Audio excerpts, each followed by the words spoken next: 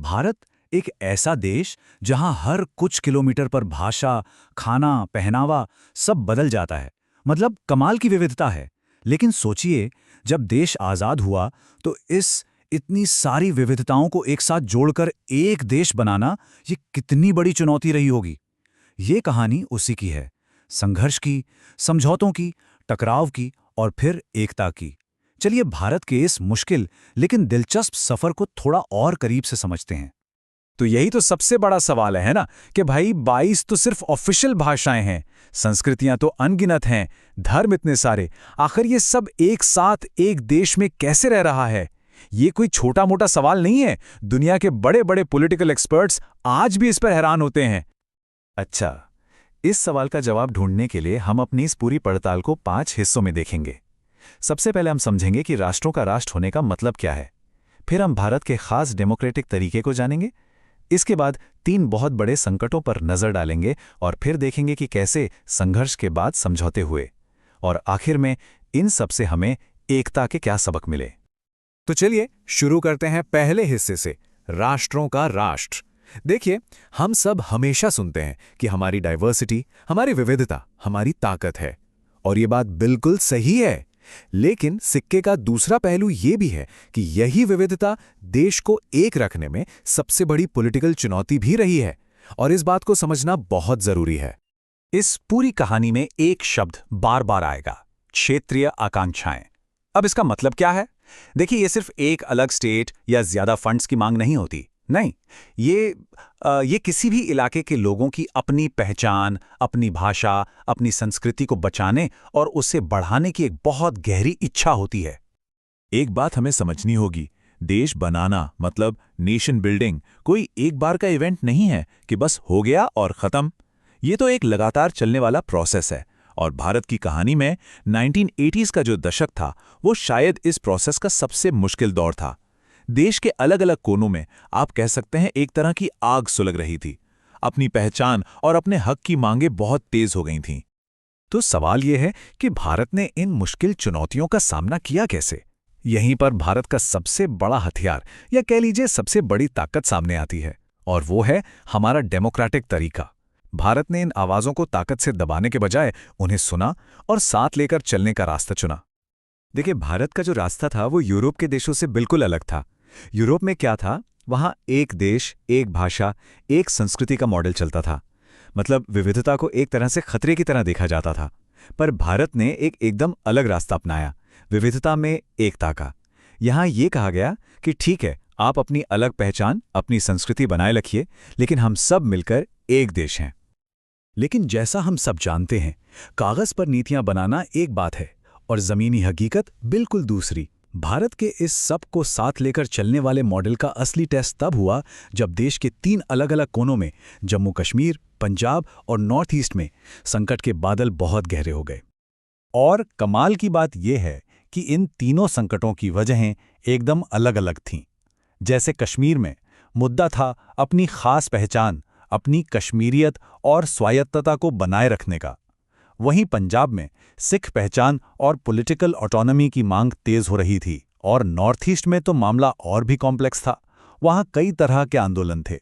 कुछ तो भारत से पूरी तरह अलग होना चाहते थे और कुछ बाहरी लोगों के आने का विरोध कर रहे थे। अगर कश्मीर की बात करें तो ये मुद्दा शुरू से ही बहुत सेंसिटिव रहा है। 1947 में भारत में विलय के बाद भी ज्यादा स्वायत्तता की बात हमेशा होती रही।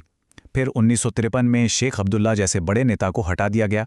उसके बाद 1987 के चुनावों में धांधली के जो आरोप लगे, इन सब घटनाओं ने लोगों के मन में एक गहरा अविश्वास पैदा कर दिया, और धीरे धीरे यही गुस्सा बढ़ते बढ़ते 1989 तक घाटी में एक बड़े हथियारबंद विद्रोह में बदल गया। चलिए अब कश्मीर से पंजाब चलते हैं।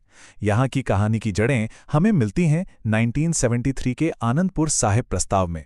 ये अकाली दल का एक प्रस्ताव था जिसमें उन्होंने पंजाब के लिए ज्यादा अधिकार और सिख पहचान को मजबूत करने की बात कही थी। ये एक तरह से पॉलिटिकल ऑटोनॉमी की मांग थी। लेकिन इसके बाद पंजाब में हालात बहुत तेजी से बिगड़ने लगे। जो एक पॉलिटिकल मांग थी, वो धीरे धीरे एक हिंसक उग्रवाद में बदलने लगी।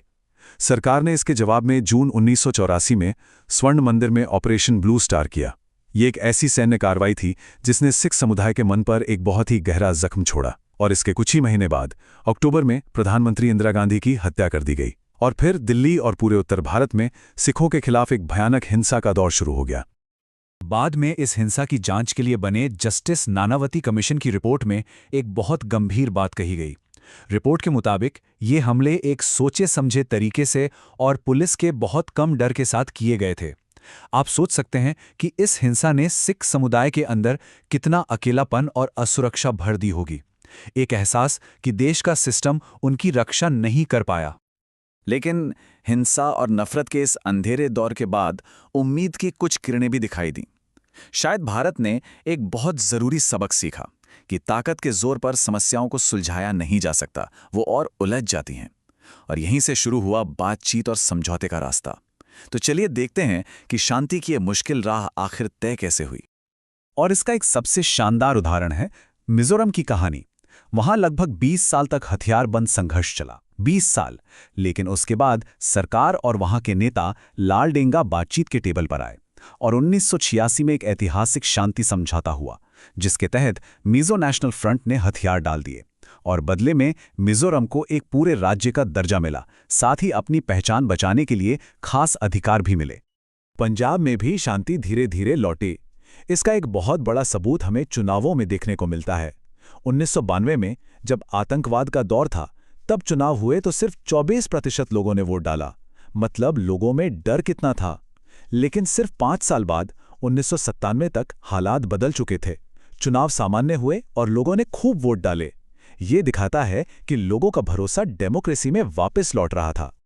और देखिए, जख्म भरने में हमेशा वक्त लगता है। साल 2005 में उस वक्त के प्रधानमंत्री मनमोहन सिंह ने संसद में 1984 की हिंसा के लिए माफी मांगी। ये एक बहुत बड़ा कदम था। ये एक तरह से इस बात को मानना था कि आगे बढ़ने के लिए अपनी गलतियों को स्वीकार करना भी जरूरी होता है। तो इन सभी घटनाओं से, इन दशकों के संघर्ष, हिंसा और फिर आखिर में समझौतों से भारत ने क्या सबक सीखे, ये समझना शायद इस पूरी कहानी का सबसे जरूरी हिस्सा है। तो देखिए, मोटे तौर पर 4 बड़े सबक सामने आते हैं। पहला तो ये कि अगर कोई इलाका अपने हक की मांग कर रहा है तो वो कोई देश विरोधी बात नहीं है। ये डेमोक्रेसी का एक नॉर्मल हिस्सा है।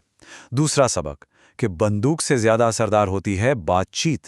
तीसरा, पावर शेयरिंग करना, यानी सत्ता में सबको हिस्सेदारी देना बहुत जरूरी है, ताकि किसी को भी ये ना लगे कि उन्हें अलग थलग कर दिया गया है। और चौथा, देश का विकास हर कोने तक बराबर पहुंचना चाहिए, वरना भेदभाव की भावना पनपती है। और इन सभी सबकों को जो एक धागे में पिरोता है, वो है हमारा संविधान। इसकी सबसे बड़ी ताकत यही है कि ये बहुत लचीला है, अकोमोडेटिव है। ये एक बड़े पेड़ की तरह है जिसकी छांव में हर तरह की संस्कृति और पहचान को जगह मिलती है। तो हम इस चर्चा को एक सवाल के साथ खत्म करते हैं। राष्ट्र निर्माण, जैसा हमने देखा, कोई मंजिल नहीं है। ये एक लगातार चलने वाला सफर है। चुनौतियां भी समय के साथ बदलती रहती हैं। तो सोचने वाली बात यह है कि आज की और आने वाली पीढ़ियों के सामने भारत की इस एकता को बनाए रखने के लिए कौन सी नई चुनौतियां होंगी और हमें उनके लिए कौन से नए रास्ते खोजने होंगे। ये एक ऐसा सवाल है जिस पर हम सभी को सोचना चाहिए।